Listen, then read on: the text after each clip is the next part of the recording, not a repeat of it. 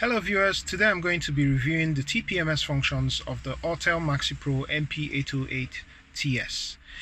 This video will be in two parts. First, I'll cover the TPMS interface and all of that, and then secondly, I would hook it up to the vehicle. Thankfully, I have a friend whose TPMS system has a fault, so we'll hook it up to his vehicle and run some diagnostics. In case you're interested in a review of the device in general, I have done a video which I'll put a link to on the screen, so you could look at that to have a sense of the general capabilities of the device. So let's get to it. So you click the TPMS tab. So this is the first interface that hits you. Basically has all the vehicles that you're able to service in terms of TPMS functions. There's a history similar to what I covered in the previous video, which basically shows you history of previous TPMS scans. So this button here, you basically use that to select what car market you're working in, or you could use this service function, search function to actually search for your vehicle make or brand. So that's one way of doing it. You could also do this auto VIN function. That's a faster way of, or an easier way of getting directly to the vehicle if you're going to go by selecting the car manufacturer. The second way of working on the TPMS system is to go by this OEM part number tab. So this is specifically where you know the part number for the TPMS sensor, so you can decide to, and maybe you're trying to replace the TPMS sensor and you know the part number for the original sensor, you could use this interface, and we're going to cover the two on this video. So first I would start with a car manufacturer, right? So let me pick, I love Hondas, so I'll pick Honda. And then so there are two types of TPMS systems. First is direct systems, which has an actual sensor in the wheel of the vehicle, and then second are indirect systems. So indirect systems don't actually have a TPMS sensor mounted on the wheel. They rather work off of data coming from the ABS sensors on each of the wheels. If your tire is low, due to a difference in tire pressure and the relative drag that will be coming from that wheel, the vehicle is able to use that data to inform the TPMS ECU. So we'd go with direct systems. So this is the first interface that hits you. This tab, if you click this, you go back to the Autel MaxiPRO app. This is exit, settings, print, save, and this is to chat or report things to Autel. So now there are basically four functions that this device is able to support. First is check, which is what is illuminated there. The second is diagnostics. I'm not connected to the vehicle, that's why we have this thing. So diagnostics. The third is programming. Fourth is relearn functions, and we're going to cover all this. So let's go back to the check. So check, you use this function to activate or trigger the sensors on the wheels. So you would notice that this device has this sign here, which is the TPMS sensor that it has on the device. So, and this is able to communicate via radio frequencies with the RFID chip on the TPMS sensor on the wheel. So actually you would need to, in order to trigger the sensor and retrieve this data here, so like ID, the ID tag, the current PSI, tire pressure, frequency that the sensor uses, the temperature, and the condition of the TPMS battery, you would actually take this outside close to the side wall that has the TPMS sensor, and then press this trigger button. So once you do that, you would retrieve,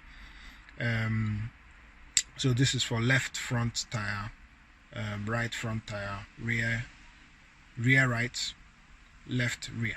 So you would go around in that sequence and retrieve the information for all the different sensors, right? This is important because if you're going to relearn a vehicle, you would need to do this before you relearn the vehicle. So that's check. And this check MX sensor.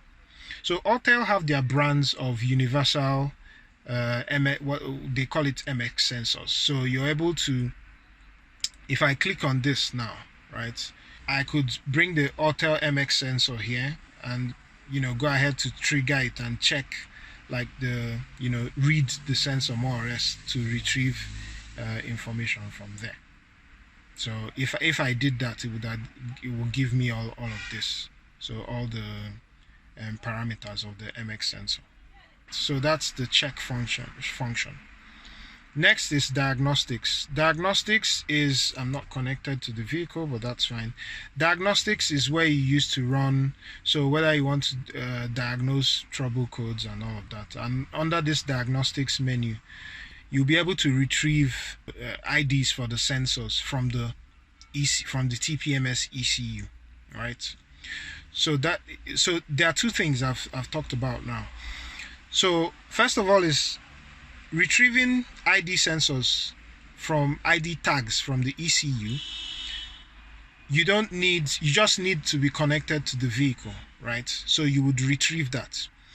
Now, triggering the sensors, the TPMS sensors, gives you what this device is able to pick up, right, from the sensor directly, and not necessarily what is in the TPMS ECU, because sometimes you would have, especially when incorrect sensors are mounted or stuff like that, you could have IDs in the ECU that are different from the ID that you retrieve from triggering a sensor. So you use this interface for all your diagnostics. Programming, this is the interface or the function you use to program Autel MX sensors, right? So you don't need to program OEM sensors because, they're already mapped to the vehicle. What you rather use is the relearn function for OEM sensors. But for this, if you have a universal sensor, like the Autel MX sensor that you intend to program so that it works with your vehicle, for example, to work with this Honda, this is where I'll do it. So first of all, to do programming, you would need to check, right? You would need to trigger the existing sensors, maybe a sensor that has a weak battery. You would trigger, get all the information, and then program the information you retrieved from the original sensor to the universal sensor that you want to replace. And there are 4 ways of doing that. So first is, let me try and increase the focus here. Right, first is copy by activation. So cancel. Yeah. So as I said, you need to, before you can start programming, you need to trigger the sensors, and that's why it gave me that prompt, right?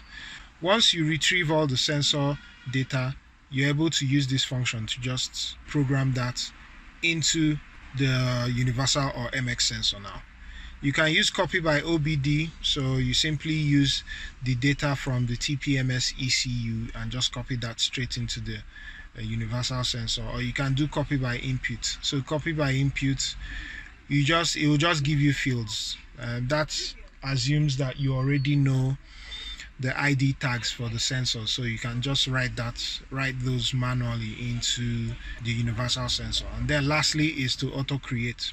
This is something that will work well for shops. If you service like a particular model and you want to have like a bunch of spare sensors that you can use, and once customers come and have a bad TPMS sensor, you're able to pull out one and replace immediately. You can use this, and have sensors already programmed to a, let's say, 2014 Honda Accord, for example.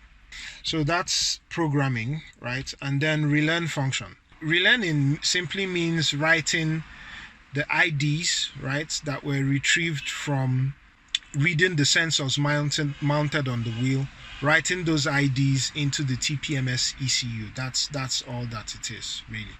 There's an option to use OBD relearn. Some cars can only be relearned using a TPMS tool, right? So while some other cars, there are some procedures to relearning the vehicle. It might include like pressing a set button and doing some instructions, following some instructions.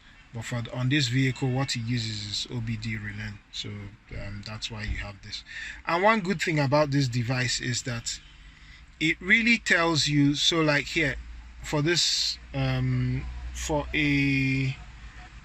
this Honda version, right, it really tells you who the OEM manufacturer is, what the frequency is, and so on and so forth. And then it also tells you, gives you a guide on how to perform that function. That's really cool. You can use this button, go to full screen if you wish, or you go back to how it was. So that's the 4 functions: checking, diagnostics, programming, and relearning. Yeah, clear DTCs, as you know, which you would have that option on the diagnostics menu. So we go back, exit. So let's go to OEM part number.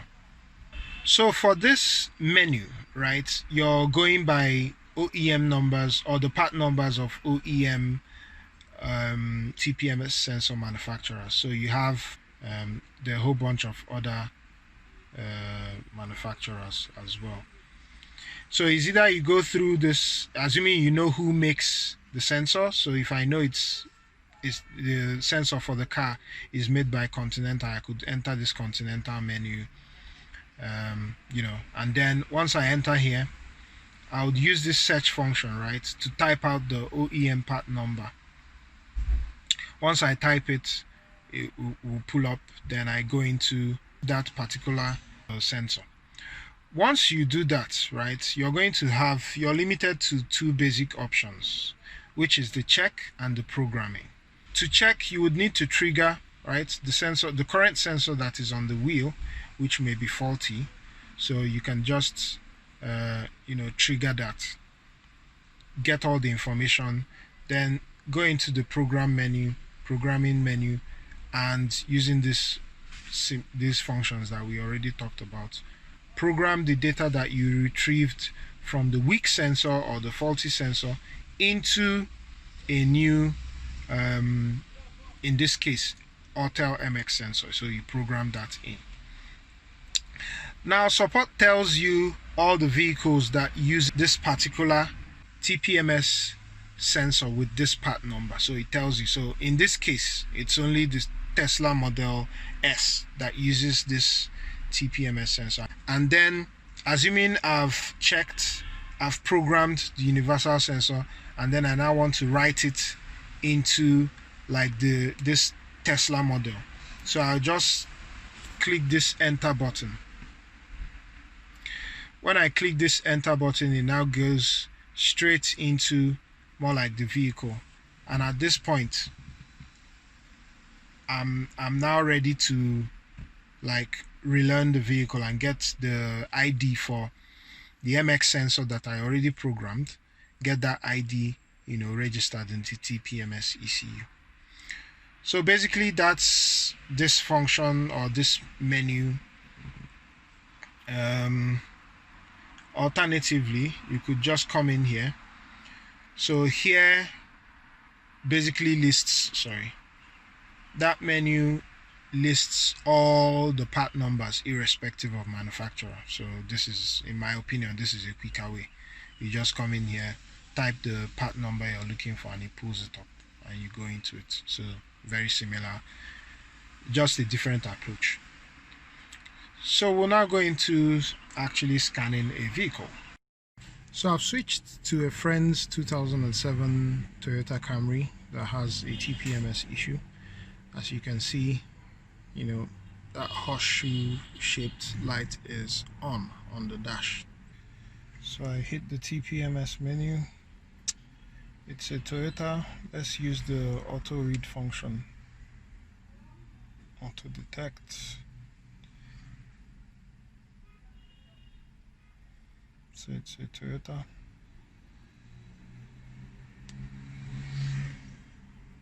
Okay.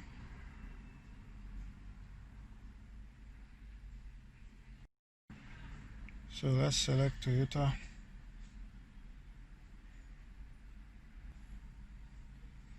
So let's select Camry. First thing we're going to do, so let's do diagnostics. Let's find out what's wrong, what codes are in the vehicle.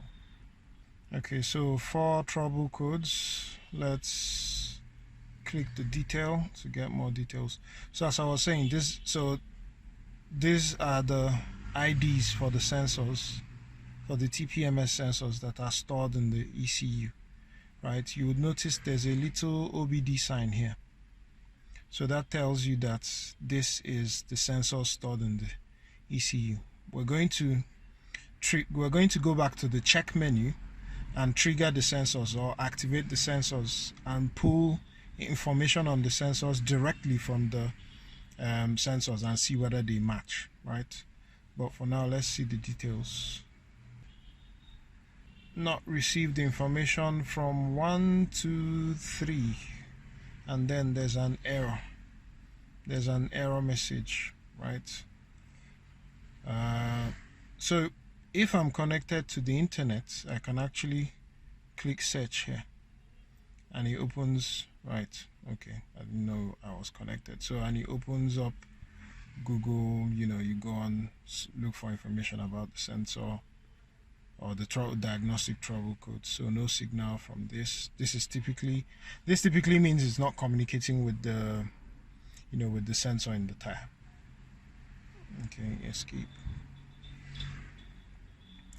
So right now what I'll do, I'll try to trigger the sensors to see if I'm able to get the reading from the sensors from each of the tires. So let's go over to the check menu and I'll trigger the sensors one after the other. So I'll start with the front left, right? So you just place this end almost like against the side wall of the tire, so directly opposite the valve. So, and then you click the trigger button. You would see the little Wi-Fi thing is trying to get a reading. From my experience, when it starts taking this length of time, it usually means it's struggling to communicate and it will fail. So first one failed. Let's go to the next tire. Right front. So I click on the right front tire and then press trigger. So it reads that. Right rear, I click trigger. Sorry, just next to the tire valve. It reads that one. So now we're at the left rear. I click trigger again. This sensor area should be on the sidewall and not like inside the rim here. So that failed. So let's review. So sorry for all the glare out there. So here we are. So we've retrieved this information. So PSI on the right front 38, temperature of about 28 degrees. So right rear, this is giving a reading of 75, which is way beyond what it should be, and it says the battery is okay. One thing to throw in there is that, so TPMS sensors, their batteries typically last anywhere between 7 to 10 years.